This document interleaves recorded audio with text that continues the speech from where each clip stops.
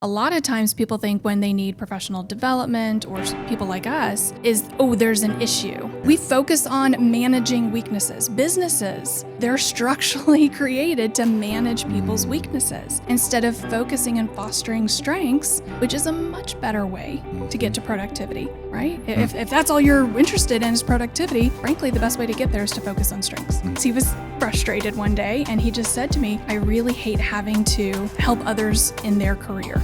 But I kind of laughed and said, well, you're in the wrong job. If you genuinely don't care, then you should not be a leader. I mean, I think people truly forget that what it really means to be a leader is just how impactful you're being on an individual, and you can make or break that individual. Welcome to the Unconventional Leadership Podcast, where we help you unlock your potential as a leader. Hey, can I ask you a favor? Can you please hit subscribe or follow on any platform that you're listening or watching this episode? Our goal is to connect with you, to bring additional value to you, to bring additional topics to you, and we can do that more effectively if you hit subscribe or follow. Thank you so much. Thank you for joining this week's episode of the Unconventional Leadership Podcast. I have the distinct pleasure today to be in the studio with Dr. Laura Canter, who's one of our esteemed faculty, longtime friends, advisors, and facilitators and coaches for many of our clients. Laura, thank you so much for being here. Thank you for having me. I appreciate it. So one of the things that we've had the pleasure of doing over the last, 4 or 5 years is working with a tremendous amount of individuals and teams. So I'm excited to bring some amazing content to our listener today and hoping for a really inspiring session.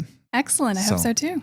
So what I'd like to throw at you first is the trends. Like, what are you seeing right now? What are the challenges that are going on with teams? What are the struggles and what are the opportunities that you're experiencing as you're working with teams throughout North America? Yeah. So one thing that has been prominent on people's minds lately is the concept or the idea of DEI and where do we go and what do we do now? Not trying to get political, not trying to go down that rabbit hole, but if we as an organization have certain values that might fall into a DEI category per se, but now we're not allowed to outwardly showcase that because it might mean we don't get funding. We could get sanctioned or censured by a certain government body or things of that nature. How do we still recruit people? How do we still create those ambassadors that we've talked about in years past with your flywheel? But also, how do we create even a sense of culture within our team if now we have to take something off of our website or we have to restructure how we write a grant? So it actually gives people a lot of nervous energy and a feeling of, is this company still for me? Do these employers still value me as the individual? That we know younger millennials and Gen Z really have as part of their authentic person showing up to work is that I can be me and that's accepted. And unfortunately, in today's political climate, it doesn't appear that that's the case, despite companies saying, no, it's okay. Even though we maybe can't say DEI on our website, we still value you. We still want you. We're still going to adhere to our same culture and principles, but it looks different and we just don't know how to navigate that at the moment. And that's part of it, right? There's a lot of unknown of how to, what to, but we know that if it's a key part of your core value, a lot shouldn't change, even though some words may have to be adjusted. Right. I mean, that's the idea of walking your talk. Yeah. I mean, that's where that comes from. So I can still be a servant leader. I can still business as usual, is whatever that means for you and your organization and the culture that you have grown. But again, how do we make sure that people still feel heard and understood, right? That they're still having confidence in that employer showing up to work every day. Yeah. And the values of feeling heard and understood, the values of feeling valued, that doesn't have to change. No. It's just certain definitions that are being brought up right? I mean, is that Yeah. how you feel?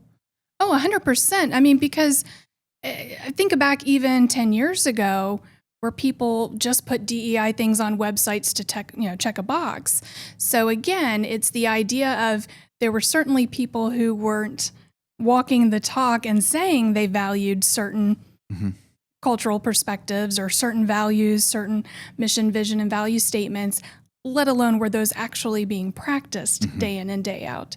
And so that's, anybody who has ever maybe gone and seen a counselor or a psychologist at one time in their life, what do we say? It's look at somebody's behaviors, right? Words only matter so much. We actually look at behaviors to make sure that people are actually doing what they say they're going to do. And there are probably some organizations, and you might even be listening right now and going, we never had a quote unquote statement, but we work really hard to ensure that people feel heard, valued, and understood and appreciated and valued for what they bring and who they are and all of their different perspectives.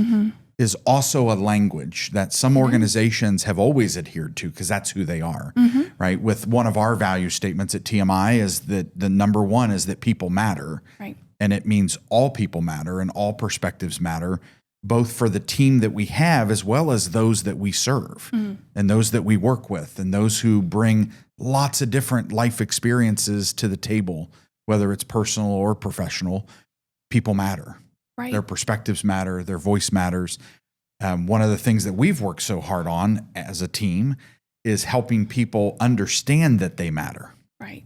that their voice matters, that helping them improve and enhance their confidence is a critical part of the work that we're doing for teams. Exactly. Yeah.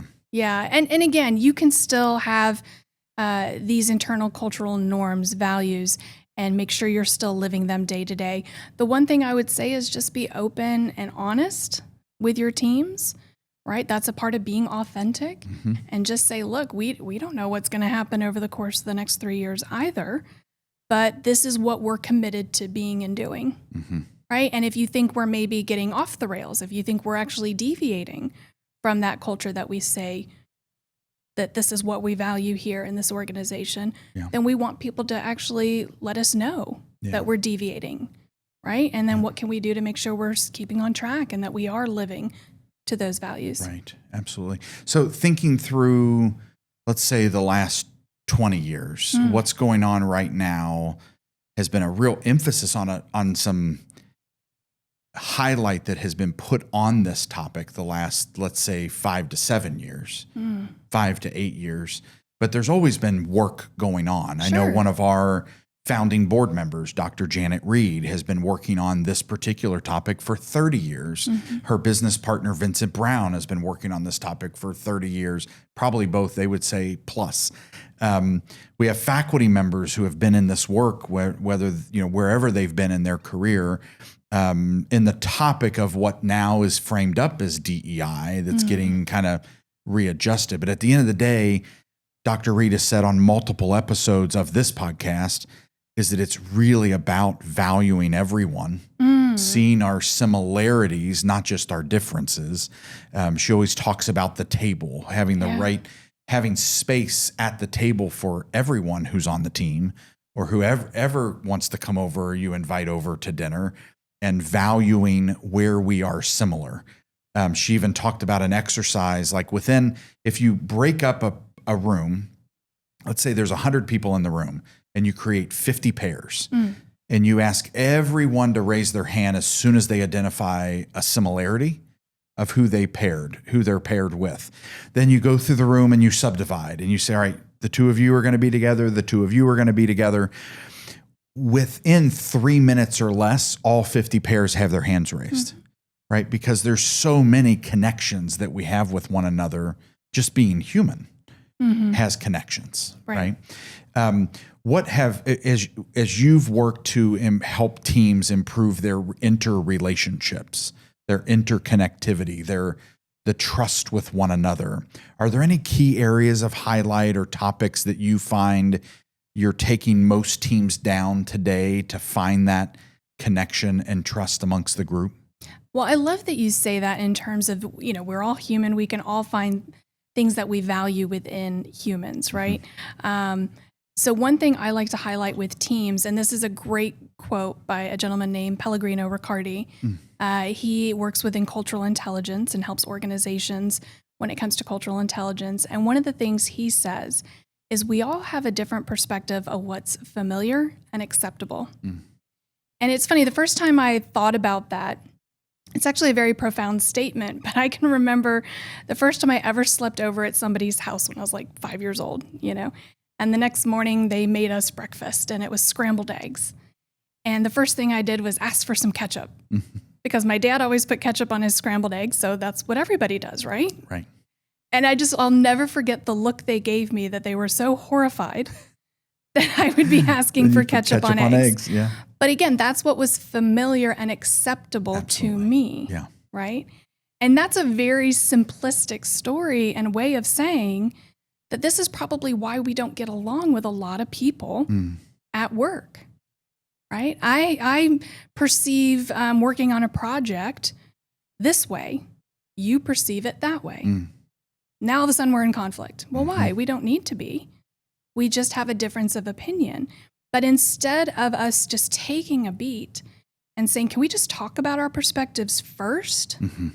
Right? How are you coming at this project versus how am I coming at this project?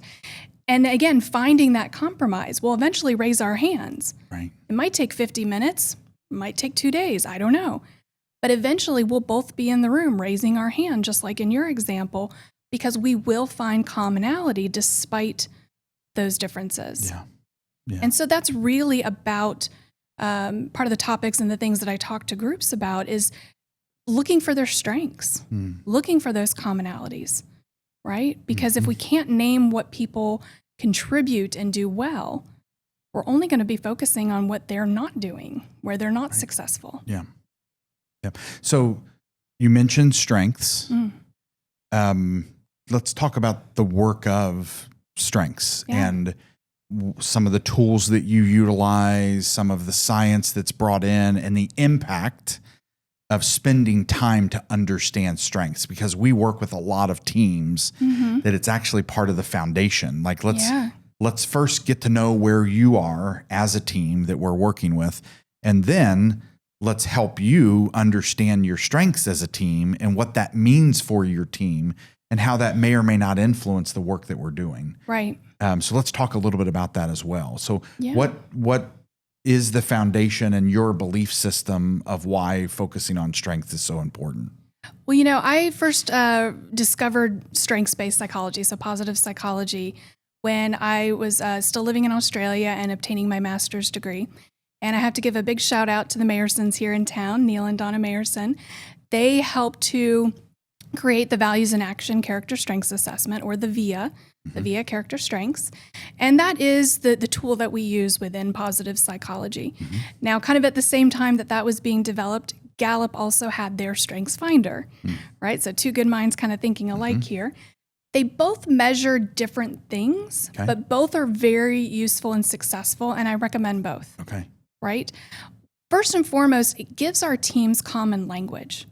One has 24, one has 34, right? But again, it gives us a common language. And really, at the end of the day, as somebody who's a performance psychologist, it's all about optimizing our performance. So are we optimizing our strengths? Am I overutilizing a strength, or am I underutilizing a strength? And if we ask most people, name 10 strengths right now, Mike, 10 things that you're just awesome and amazing at, you might struggle to get to 10. Sure. But if I say, hey, Mike, tell me all your weaknesses. Oh, well, here you go. How much time do you have, right?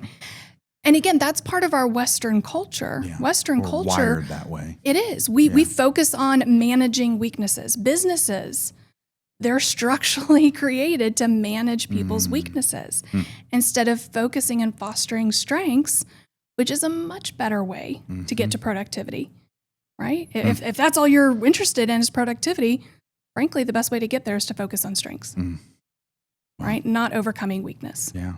Yeah. And so number one, it does give us a common language, but also going back to that idea of being able to raise our hands together and find that commonality, it also gives us behaviors. I can't change your personality. Mm-hmm. Not going to happen, Mm-hmm. right? So why start there? Why even go there? Also, if I'm disappointed in somebody, instead of just labeling them a jerk, right? They just don't want to work well. Mm-hmm. You know, she speaks too matter-of-factly. All those negative things that we've probably heard throughout our lives. Well, is it really the person, or did they just behave in a way you didn't like in this moment?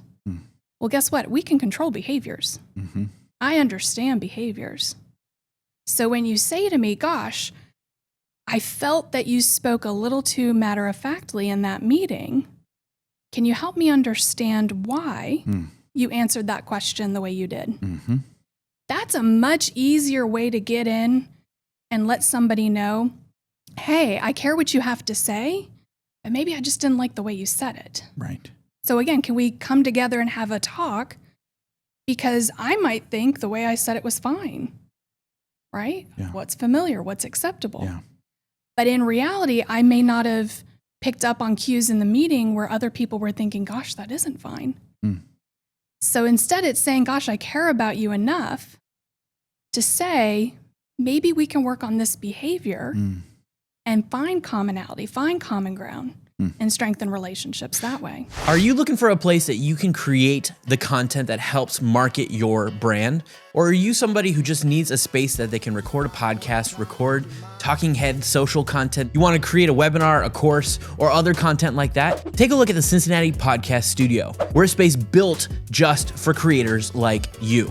Our studio here in downtown Cincinnati, located right next to all the hot restaurants in OTR, is set and ready for you. We can have up to 4 people in our studio. You can record long form, short form content. It looks awesome. The lights change colors. I mean, even there, hi, in the background. What's up there, guys? We have all the technical amenities to try and help you succeed at creating high quality content. We work on everything from subscriptions to create your own show. We do day rentals so you can create massive volumes of content and we'll just hand you all the footage. And we can even do things like limited time series where you can come in, record a bunch of episodes at one go, and then have that ready for a show to market your brand or your business. So whether you're an entrepreneur, a brand, or an author who's looking to market themselves with high quality video content, check out our website at cincinnatipodcaststudio.com and schedule a tour today.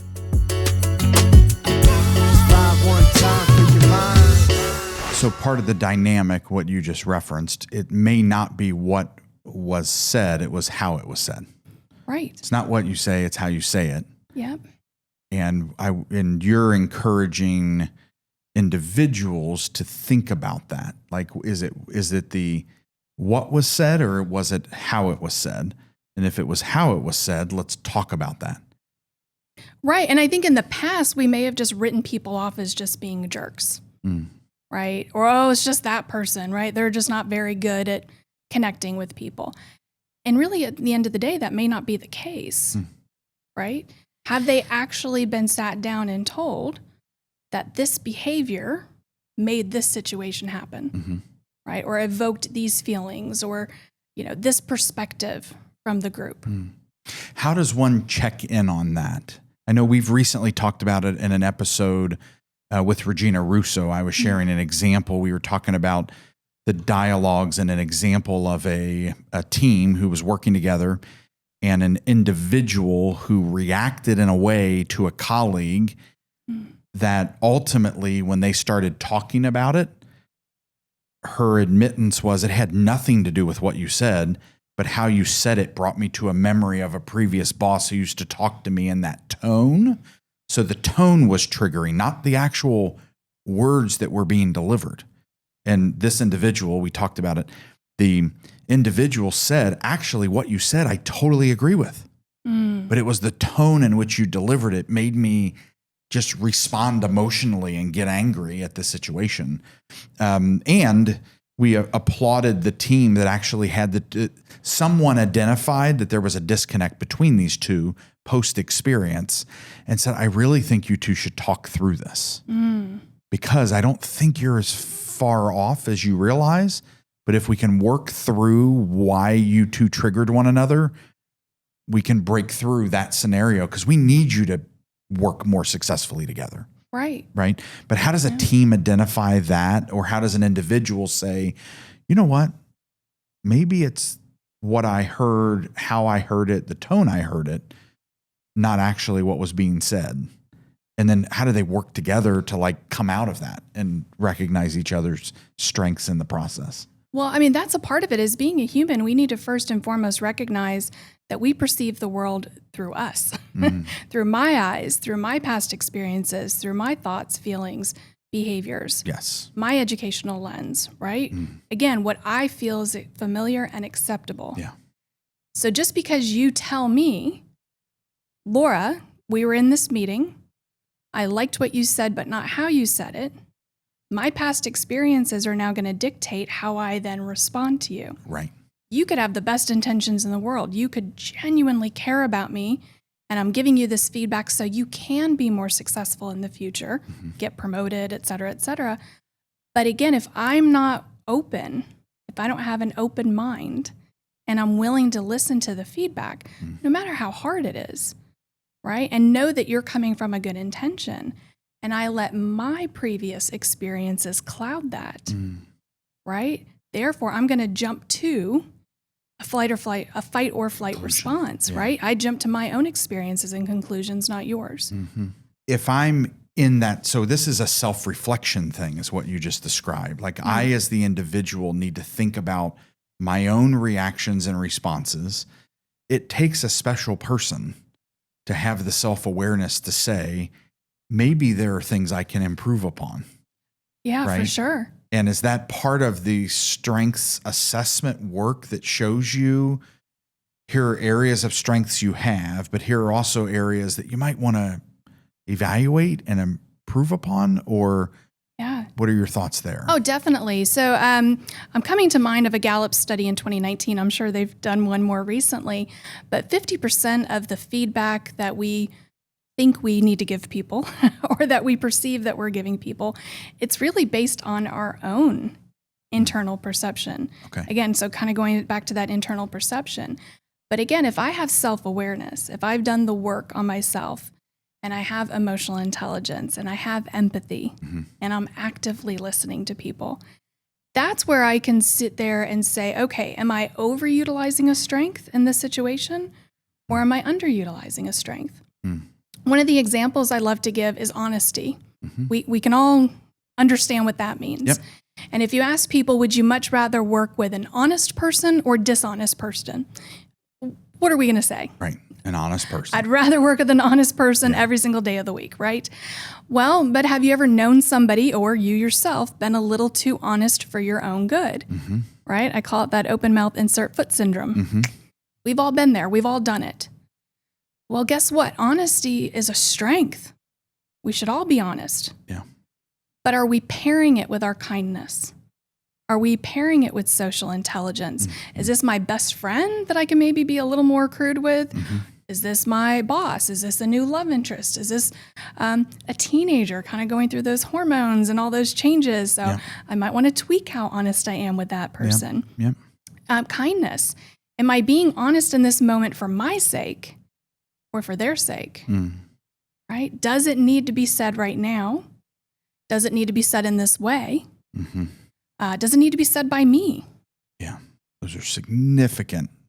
You could unpack each one of them, right? And we've had some recent discussions where leaders have said, I actually identified, or even better, someone who I trusted identified and came to me and said, I know this was your idea, but in order for it to get picked up and moved in a positive direction, you may actually want to get the idea to have somebody else deliver the idea for you.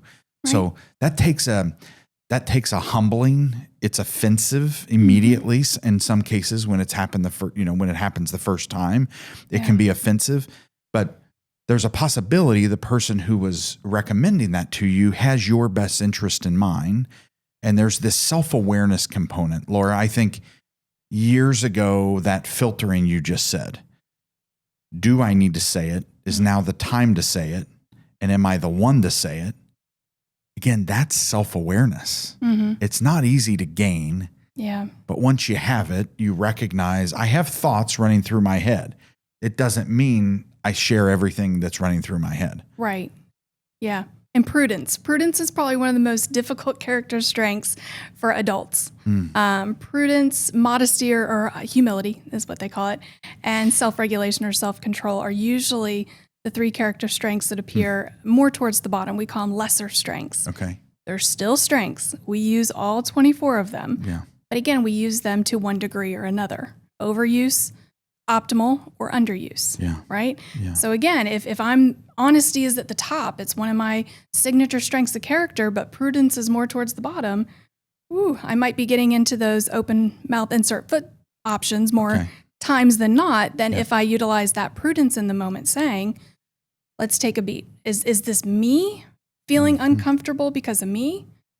Or is this truly a moment where I do need to speak up? Right? And it feels like what we're unpacking is one of the most important leadership characteristics. Yeah.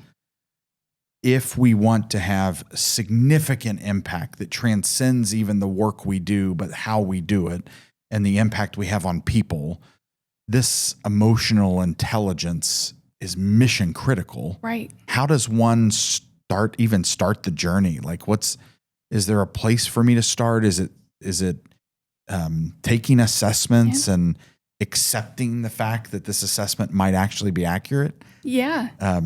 I get that one all the time, especially with the VIA character strengths. Well, I'm going through a job transition right now, so this isn't accurate. Or I'm going through XYZ right now. This isn't accurate. I'm thinking of work and not family. This isn't accurate.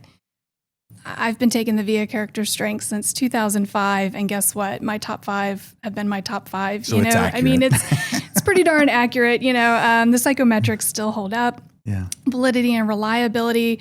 Over 120 some nations around the world and languages people have taken it. Wow. They've even gone to places where people still live quite primitively, translated into their language. The psychometrics are still holding up. Can we change? Of course. If I'm experiencing a lot of stress because I am going through job transition, okay, maybe one of my strengths might come to the top a little bit more, kind of go from maybe number 10 to number 6. But then after that transition time is over, maybe go back down again to number 10. Sure. But I'm never going to see one of my bottom 24 all of a sudden skyrocket to the top. Okay. And this is with the VIA character strengths. Strengths Finder is a little bit different because it measures what you do, plus that practice of the skill, which equals your skill and the talent within that skill.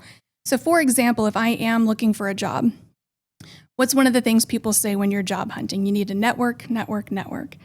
All right, so there's a strength called connectedness. So yeah, that strength might actually rise to the top with your Strengths Finder, but it may not be natural to you. Okay.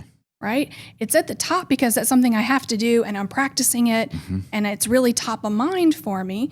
But as soon as I land my job or I'm not in that stressful moment, we see it go back down to where it is naturally. We don't tend to find that with the VIA character strengths. They do tend to hold steady. Okay. Right? But for example, love of learning is within my top 10. When I was doing my doctorate, it was within my top 5.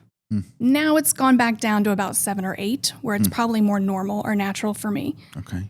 So I'm in a book club with some of our colleagues and have at least 5 or 6 open books right now between all my apps. Yeah. So it's still a part of me and who I am. Okay. It just looks different now that I'm not studying for a degree. Yeah. Right?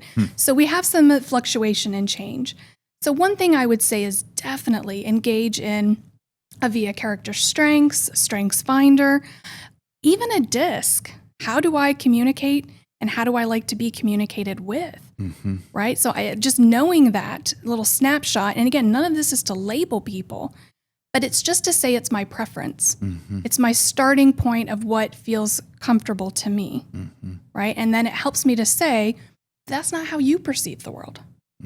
So I need to be open-minded, which is a character strength, and say, it's not right or wrong, it's just different, but I need to be able to be willing to listen to you so I can then say, okay, it's just a different perspective than mine, and I shouldn't be reading into it from my history. Is there, like with DISC, one of the things that's very helpful with DISCs or Myers-Briggs or Enneagram is to know who and what you are at your natural core, and then how the best practices of interacting with others Mm-hmm. who have different or who has similar or dissimilar personality traits or natural strengths or all that. Sure. Does Via Character Strengths have that same type of coaching of if you're working with someone who has this and you're this, here's how you might approach the conversation? Yeah, it's always good to understand where they're coming from, right? So, for example, somebody who tends to be more of a DI or ID, I already know that I'm moving faster than maybe some other people. That can be good and bad, right? So I'm more about the goal and task oriented, and that works for me. Okay. But it may not work for people who are a little bit slower, meaning they want to process the information. Yeah. They ask more questions than I do, Yeah. right? That's not wrong. It's just what they need Yeah. to get buy-in. It's what they need to feel comfortable in that moment. Yeah. Just the same as other people who tend to be more people-focused, right? We still have the same goal in mind, but how they approach it from the human perspective is different than the just trying to tick the box on the goal side. Yeah.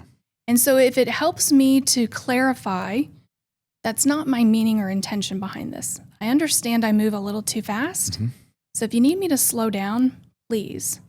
And when we start looking at strengths, so with that example, it was more around DISC, but when we look at strengths, okay, knowing that I have appreciation of beauty and excellence, knowing that I have humor as my top two signature strengths of character, right? Number one, I can find the funny in any situation. I crack myself up all day long. Doesn't necessarily mean you're going to find me funny, Right. right?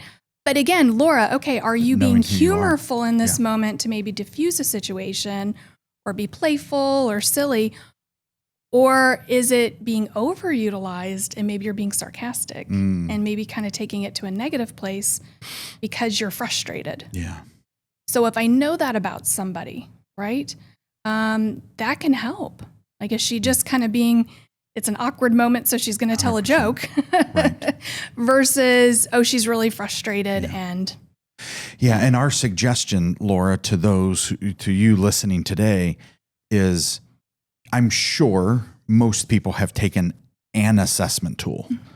If you're like us, we've taken probably hundreds, if not, just a couple back in the just day. thousands. And I will tell you, even from my own experience, I remember having the first real facilitation of DISC, where it was a team-based DISC with our team. I remember doing the HBDI, the Herman Brain Dominance, and then I actually got paired with one of my clients. So I did it through a client who we were intimately involved with in a major strategic planning initiative and a growth goal and objective. And the team said, as one of our partners, we're going to bring you in and you're going to get paired with the two people in our organization that you're going to be working with the most to accomplish this objective. That's how intentional this organization was with HBDI. And it was fascinating. Like, I learned why, not that clients frustrate you, but I learned why we were at times frustrated, and we had the same goal, but we were at times frustrated, and we learned about that. We also then learned how they've learned to work with others on the team. They were really bringing us into their culture to say, for the next 5 to 7 years, you're going to be spending a lot of time with us. And if we're going to mutually invest this much time, let's really get to know one another. So working on how do I work and interact with myself and my team, and how do I even communicate what I need out of this relationship, because you say this, which doesn't necessarily meet my need. If you would frame it this way, it would actually help me understand quicker. And then the other major one was the Myers-Briggs. I had a massive personal self-awareness come from the Myers-Briggs experience, both in listening and in talking. Like, it was what really is active listening? When do I need to put a filter on? As a leader, there's things you think, hear, and want to say that is not appropriate on either one of those three categories. And there are ways to say it that's motivating or demotivating. And the goal as a leader is to motivate. Yeah. Right? the whole demotivating chapter of how we can communicate really isn't what we want to do ever. We don't want to demotivate in personal life or in professional life. So how do we say, well, that would be if I said things this way, when you say A and I think J, or you say B and I think Z, why is that? And then learning, oh, I had no idea. And these are the kinds of enlightening experiences you should be having with assessment tools. They should feel like they're happening for and with you, not to you. If it feels like assessments are happening to you, you're using the wrong facilitator. This is true. You need a team of experts like what we bring to the table. Or if you even say, I've used the tool, and we hear this a lot, I've used the tool, we've used an assessment, but I don't know if we actually got out of it what the intent of the assessment was. Right. Again, that's a great time to call a partner to say, like, can you guys help us do some team building on this tool? And I'm going to use a little humor here, that our CEO learned about in his or her executive roundtable, or that our head of HR heard at a conference that we did, but I don't actually know what we got out of it. Yeah. These assessments can be powerful, life-changing experiences for you personally and professionally if led well and if used properly. Oh yeah, for sure. Right. And I've been on the receiving end of not used well and not used properly in my career as well. But it's funny, earlier today, this idea or this question, sometimes people like to pose, if you could have any superpower, what would it be? And of course, the first one that comes to my mind is, I would love to fly somewhere so I don't have to be in coach and elbow rooms and trying to figure out people taking their shoes off on planes. Oh God, no. But honestly, my honest answer is, I wish I could understand and speak every language of the world. Because when we get down to it, that's what we're trying to do. We're just trying to understand your language. Yeah. Right now, we are both speaking English, but does it mean we're actually speaking the same language? Right. And that's what leaders need to do on a day-to-day basis. Because as we've been talking, you have to break down the individual strengths of every individual you lead. I have to be able to understand your language for every single individual. Yeah. And that's what sometimes we forget to do. And especially when the most common phrase you hear people use these days is, well, I'm so busy. We have no time. When am I supposed to fit that in? Well, guess what? Time. You're a leader. That's your main job is people. Figuring this out. Right? Yeah. I mean, I think people truly forget that what it really means to be a leader is just how impactful you're being on an individual, and you can make or break that individual. Yeah. I mean, I'm sure you have horror stories of people in leadership that had power over you. I certainly do. But then I also have, very early on in my career, that one leader that was so impactful because he was so amazing and so positive. I went, I want to be like him. Right. I don't want to be like the jerk that's making everybody cry. Yeah. I want to be like this guy who's uplifting everyone. Yeah. And recently, Charlie Peck in an episode shared, why is it only one? Right. We talked about teachers in that episode, and we all can remember that one teacher that, like, this was the teacher that helped me see my potential. And Charlie's challenge was, why is it only one? I wish we would stop saying that one leader and say, and that's what we're trying to create. When we talk about unlocking human potential, that's not happening because of us. We're trying to help it happen through you. We want you to be unconventional. We want you to lead differently. We want you to feel like your potential has been unlocked and you've been released to accomplish the greatness that lies within inside of you. Because it takes all of us.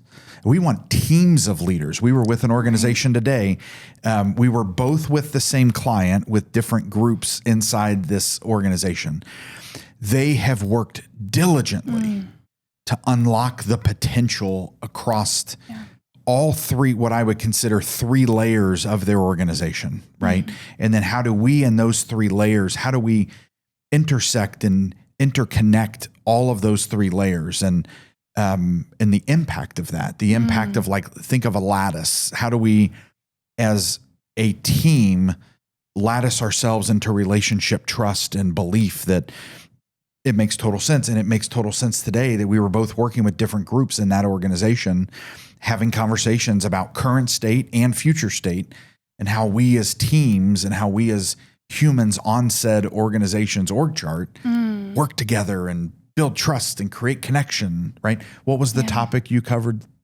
Actually, it was radical candor, but using the idea of empathy, which is a component of radical candor, right? I know that word or that phrase kind of freaks people out, and we might even say in different cultures that term wouldn't fly, but honestly, the meat, the guts behind it really is applicable, because you are caring personally. Right. That's first and foremost. If you genuinely don't care, then you should not be a leader. Right. I worked at an organization where I got along with my manager just fine. And notice I used the term manager. I didn't use the term leader. But one of the things, he was frustrated one day, and he just said to me, I really hate having to help others in their career. And I knew he said it out of frustration. I think he had just had a bad day, bad interaction. But I kind of laughed and said, well, you're in the wrong job.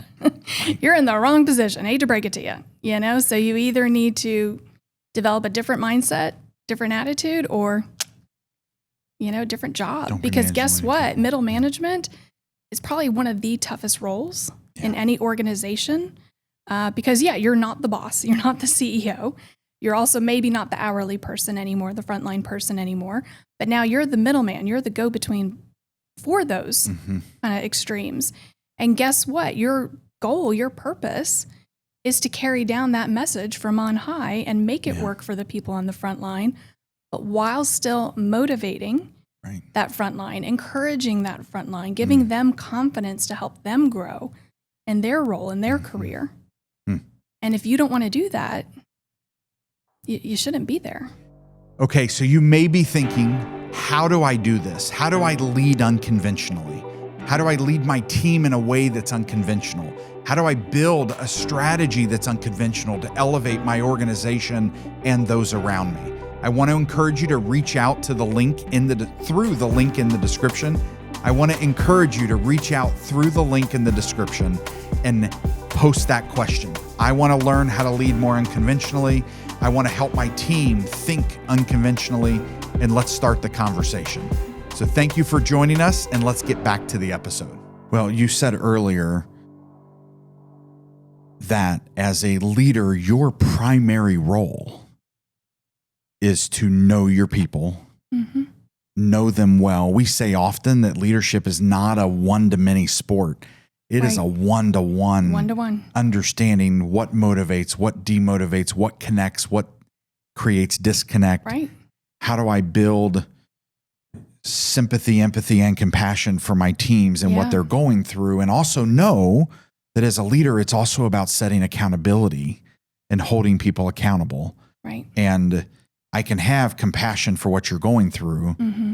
I can have empathy for the experience, but we also have goals, deadlines, objectives that we have to meet as a team.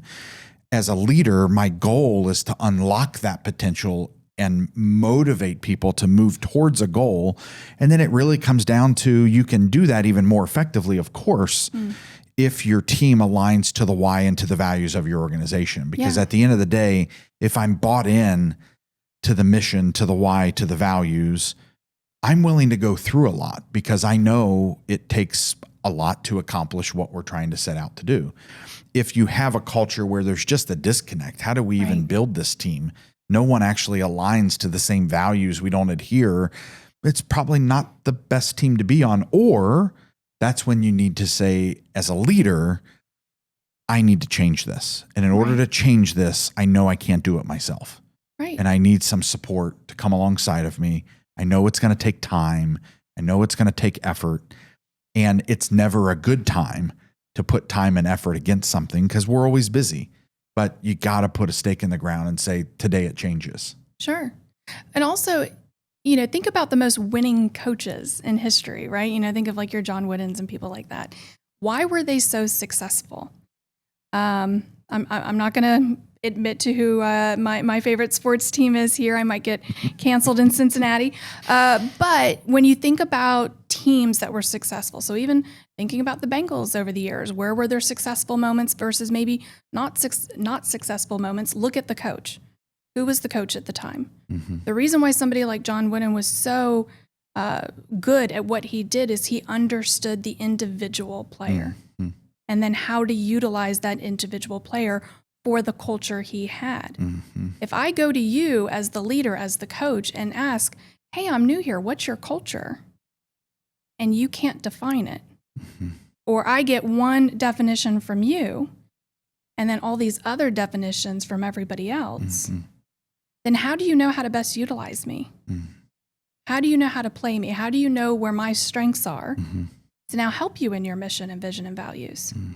Right? Because that will be a disconnect. We're not going to be speaking the same language. Right. And then you'll find, as my team always did, when players would go to then other cities, they would thrive, right? They would be so successful. And yet it was like, well, why couldn't you do that when you were still with my team? Yeah. Yeah. And we talk often, there are also the opposite effect where people are high performing, they're accomplishing greatness, and then they move to another role and they can't ever get off the ground. Like they can't get flight path.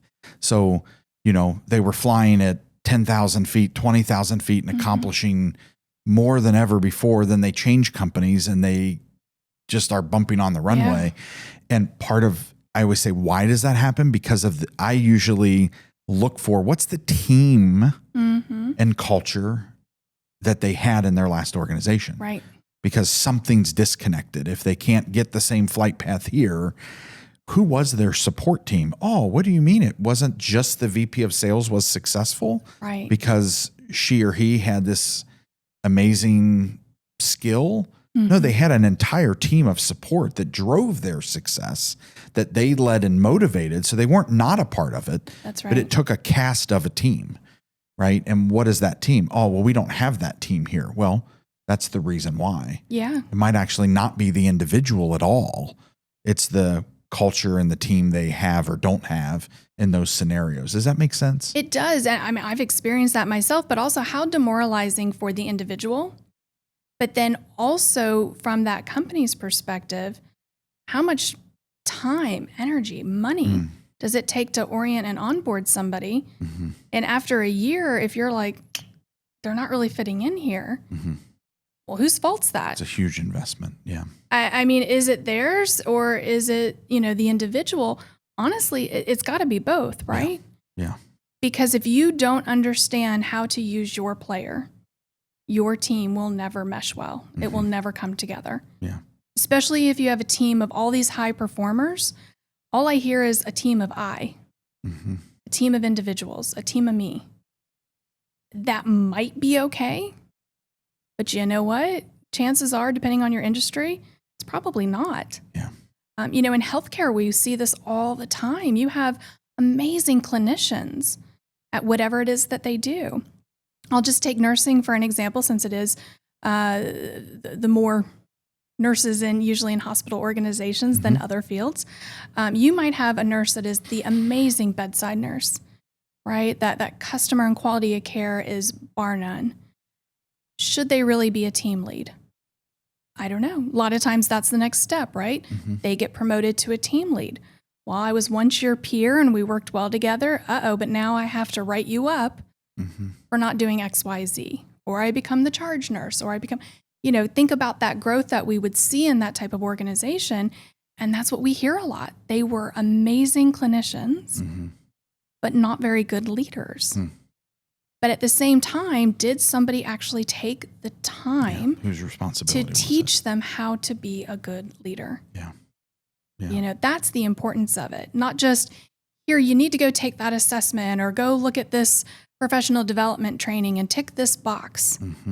No, this should be part of your one-on-one. This should be part of your mid-year reviews. This should be your annual review. Yeah. And you should have an intentional approach, right? A Correct. methodology. So think about over the last several years, the teams that we've worked with, some of them now coming up on 54 or 60 months. Yeah. Where it's like every year, here's what we're doing. Some in cases 60 months, Right. 5 years. And the intentionality of the reps. Yes. So don't expect that just based on, I told you in your performance review or your performance appraisal or your annual feedback or your quarterly one-on-one that you needed to do this. Like put work in, put the reps into developing the strengths. And those organizations that do are winning. I mean, there's no doubt about it.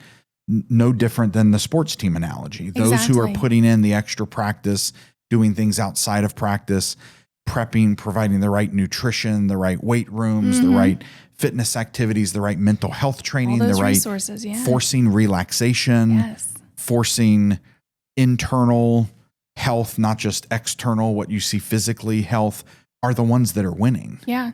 Right. Well, the organization this morning, one thing that was interesting. So the session I did today with Radical Canter was one that had been done, 2003 or 2023. How about we get the years right?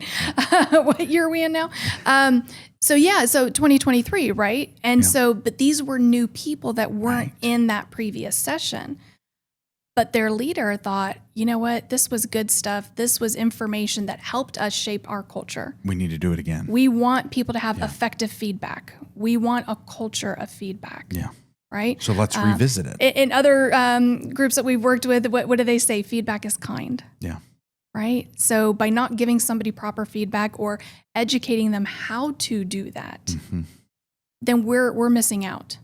So guess what? Come in, do same, but I tweaked it. I changed things. Sure.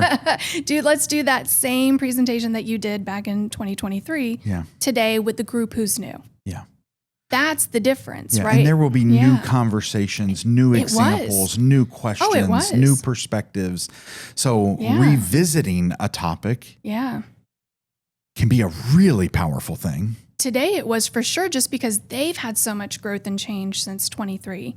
Absolutely. That it then helped us be like, wow, okay, so that's what's been happening since we had this topic the last time, right? Yeah. And again, to hear the more intentionality this time around, say, versus 2 years ago. You won't experience that if you one-off it. If your organization one-offs development, we do one thing a year. We do one thing a quarter if we're lucky, and we usually skip the fourth quarter. If it's not designed and intentional, and to be frank, most of you and your teams, you don't have the time to do the design. Selfishly speaking, we do. That's what we do. So you hand this over and say, you know what? We know learning and development is critically important. We know self-awareness changes everything. We know gaining and building confidence in our team and trust amongst our team can transform the way we operate as an organization. We just simply need help with it, and we need an expert to come do it. And building that cadence and design and what we would call the Unconventional Leadership Program, and building learning journeys and creating experiences, and then being able to measure it, to sit back and go, the feedback today that I was in the conversation with was, 30 of the 40 have been going through this experience for the last X amount of years. 10 are brand new. So what topics should we revisit in the coming year as well? Yeah. Because today we're doing this, next month or in 3 months, we want to do this. And how do we bring it around and keep the conversation going, work the muscle? You don't work out once and say, I've arrived. I wish, right? That one salad. We haven't figured it out yet. Yeah. And again, that's the comment I made earlier around the assessment tools, that some people may go, I know we created some energy around an assessment at one point, but we haven't revisited that in 2 years or longer. And maybe it's time to refresh it. Maybe it's time to have another perspective and identify, what did we not hear, or what do we need to hear again to reiterate the importance of what we learned from that experience. Can be powerful in the organizations that you lead or are a part of. That's right. No, exactly. And also one thing that came out of even today was this idea of being proactive or reactive. a lot of times people think when they need professional development or people like us is, oh, there's an issue. I now need to react and respond. And so to your point again, it becomes that Band-Aid. It becomes that one-off. And again, it's like going to the gym the one time. It's eating that one salad and thinking, yes, cholesterol fixed, right? No. Yeah, that's not the way it works. I'm glad you are responding to a situation, sure, but we now need to create the culture of being proactive, not just reactive. Right. And there's so much within organizations that is reactive, and it doesn't have to be. Mm-hmm. And if you just stop and pause and take a moment and evaluate those processes, you can see where there's the tendency to use that reactivity instead of creating a process, right? Yeah. Instead of creating a protocol that's actually just going to help everybody. Yeah, and it's oftentimes that teams get stuck of we once again are not going to hit our goals. And what we talk about fairly regularly is because you don't have a talent strategy roadmap to help you get there. Right. So you can set a strategy all day long and you can set goals and objectives on an annual or quarterly basis and go, I don't know why we haven't hit them. Well, there's a few things that could happen. One, you might not be including the right people who actually have to do the work to understand what needs to happen in order to accomplish the work. Yep. And two, you're not developing the people to actually move towards the skills and strengths to accomplish what you've set out to do. So back to, you can't expect one rep or one exercise experience or one meal to change everything. It's got to be cadence. As humans, we need cadence. We need repetition. Leadership is about learning what repetitions we need to make, what reps we need to get to learn how to be a great leader, to learn what it's like to be unconventional, to learn what it's like to show up different, and then put the work in, put the consistency in. And again, it's saying, hey, you're really good at being that clinician, that, clinical person.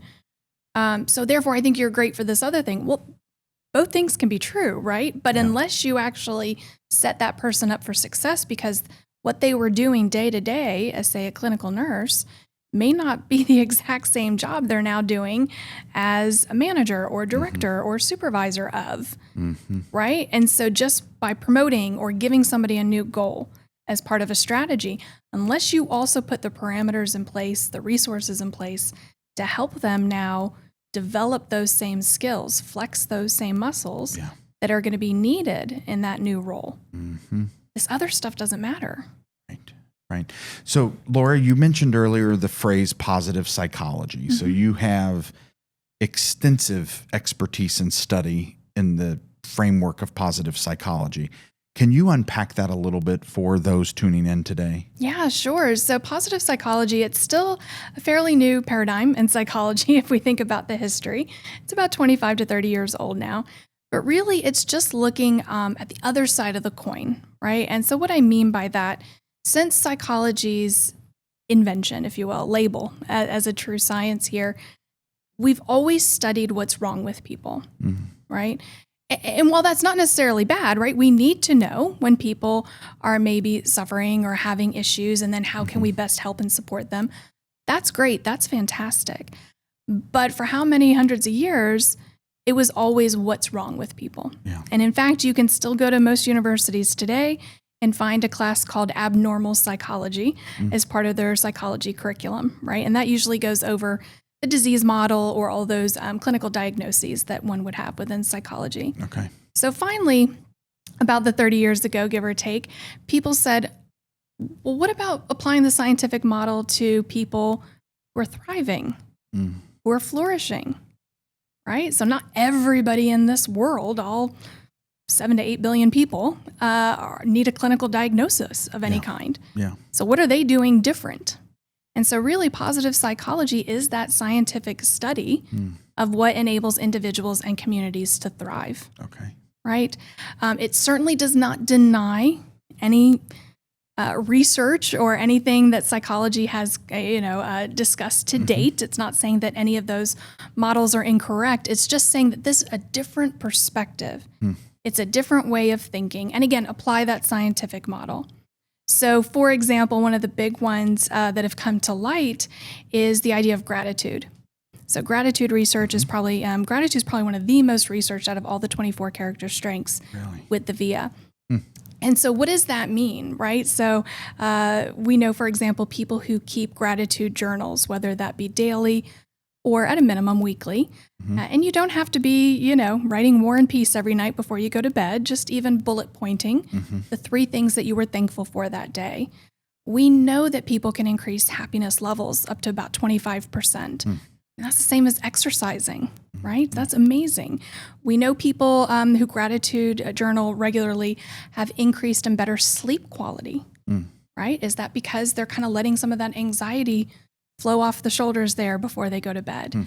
They spend more time exercising, controlling for all known risk factors. They have less heart disease or stroke, right? So again, maybe they're lowering their blood pressure.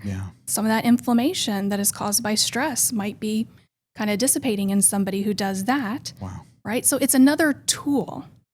So that's the other thing that's amazing about the VIA character strengths. Not only do you have 24 new vocabulary words you and your team could use from a personal standpoint, you have 24 strengths that you can use in your arsenal for wellness, right? Not just exercise, not just diet and nutrition, but mindfulness, gratitude, having appreciation, beauty, and excellence. I love that strength. I think a lot of times people hear it and it might sound a little wooey to them. It might sound a little kind of hooey. Because when you think about the definition, it's, appreciating math, science, and just all these different experiences in our world, right? Science, nature, etc. And it's true. I rarely go a day where I don't notice and appreciate something beautiful in my environment. And is that, in the dead of winter and you see the cardinal or you see the rainbow? Sure, that could be a part of it. But in all honesty, that particular strength for me, I feel that people who are higher in appreciation and beauty and excellence actually are natural strengths finders of other people. And so I appreciate the strengths that you have, whether you see them or not in yourself. And I understand what you bring to the table, right? Whether you or anybody else sees it. And so that's what I want to help draw out and, get out of people is what are those strengths and how can you be a strengths finder of others? And hopefully as a leader, that's what you should be doing. Be a strengths finder of your team. Love that. Are there any other aspects of positive? I'm sure I know there's a lot of aspects of positive psychology, but you mentioned gratitude journaling is a great place to start and look at what we just talked about, all the transformative things that can come out of that. Is there another one similar to that you're seeing that like the correlation analysis is very high? So if you're not gratitude journaling, let's challenge those to start doing so.